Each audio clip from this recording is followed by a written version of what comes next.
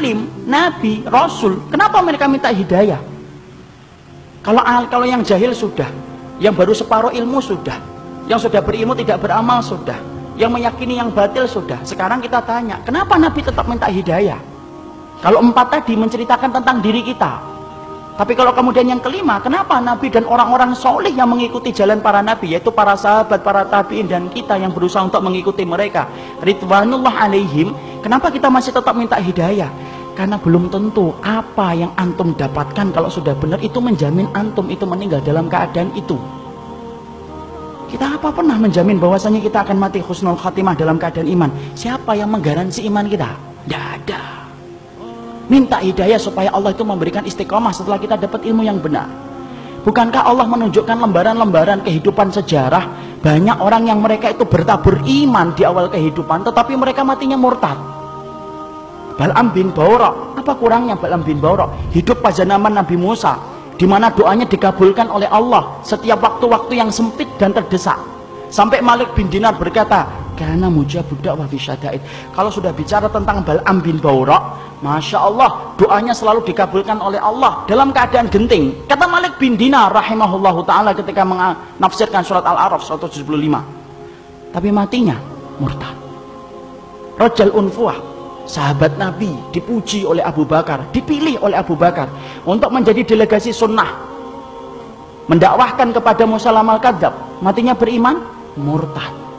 Ubaidillah bin Jahsy yang pernah menyelamatkan kehidupan agamanya sampai ke Habasyah.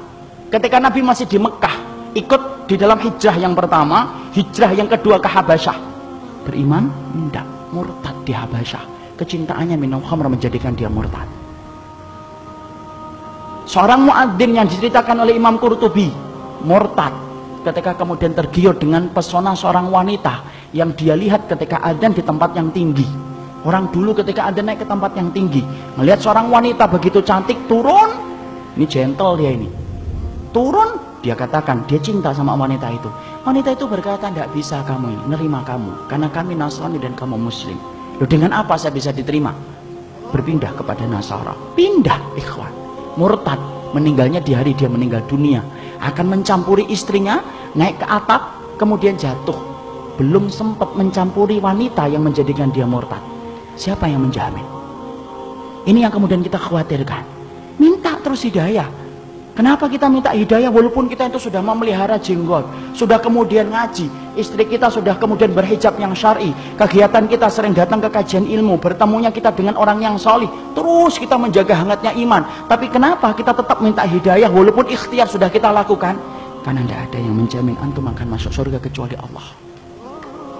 Ya, makanya sampai dikatakan oleh Rasulullah, ada di antara kalian, fa inna ahadakum la ya'malu bi amali ahlil jannah hatta yakuna bainahu wa bainaha illa dhira'un fayasbiqu alaihi alkitab fayamalu bi amali ahli nari hatta yadkhuluha. Makanya sampai Nabi beliau bersabda, ada di antara kalian yang melakukan amalan surga sampai antara dia dengan surga tinggal sejengkal, tinggal sejengkal ikhwan. Satu amalan tak langsung masuk surga itu harusnya. Tapi ternyata catatan takdir mendahului apa yang dia lakukan. Lalu kemudian di akhir kehidupannya melakukan amalan penduduk neraka hatta yadkhuluha, sampai dia masuk ke neraka itu. Ada pula yang sebaliknya, fa inna ahadakum la ya'malu bi amali ahli nar hatta yakuna bainahu wa bainaha illa dira'un fayasbiqu alaihi alkitab fayamalu bi amali ahli jannah hatta yadkhuluha. Nabi kemudian berkata sebaliknya, ada pula di antara kalian yang melakukan amalan penduduk neraka terus sampai antara dia dengan neraka tinggal sejengkal tak, kata Nabi. Tetapi catatan takdir mendahului apa yang dia lakukan. Dia melakukan amalan penduduk surga sebelum meninggal dunia, lalu kemudian Allah masukkan ia ke dalam surga. Antum tahu Usairim bin Abdul Ashhal? Usairim bin Abdul Ashhal, seseorang sahabat yang dikatakan oleh Nabi sebagai penduduk surga, tapi keningnya tidak pernah dipakai untuk bersujud kepada Rabbnya. Karena apa? Masuk Islamnya belum ada 24 jam. Ketika dia masuk Islam mengucapkan syahadat, dia bertanya, sholat? Belum waktunya sholat. Apa yang saya lakukan? Ayo berjuang bersama Rasulullah. Berjuang bersama Rasulullah SAW dan para sahabat. Ketika kemudian dalam peperangan tersebut Allah takdirkan dia meninggal dunia. Ketika meninggal dunia, Maka rame para sahabat membicarakan tentang Usairim bin Abdul Asyhal. Sampai Abu Hurairah berkata, inilah penduduk surga yang belum pernah menempelkan keningnya untuk mencium bumi bersujud kepada Allah. Itulah Usairim bin Abdul Asyhal. Siapa yang jamin, ikhwan? Jangan sombong kalau kita hari ini sudah ngikut ngitibak. Jangan sombong ketika kita hari ini sudah ngaji. Belum tentu itu akan menjadi jaminan bahwasanya itu menjadi keimanan kita ketika meninggal dunia. Jangan magrur. Apa itu magrur? Tertipu dengan amalan kita. Merasa bahwasanya amalan kita itu akan pasti menjadikan kita masuk surga. Siapa yang jamin? Minta hidayah kepada Allah supaya kemudian kita diberikan oleh Allah.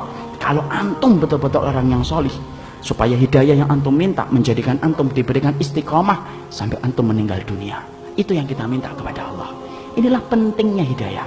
Makanya di dalam kehidupan kita sampai Allah terangkan doa yang pertama bukan doa meminta ampunan. Doa yang pertama bukan meminta surga.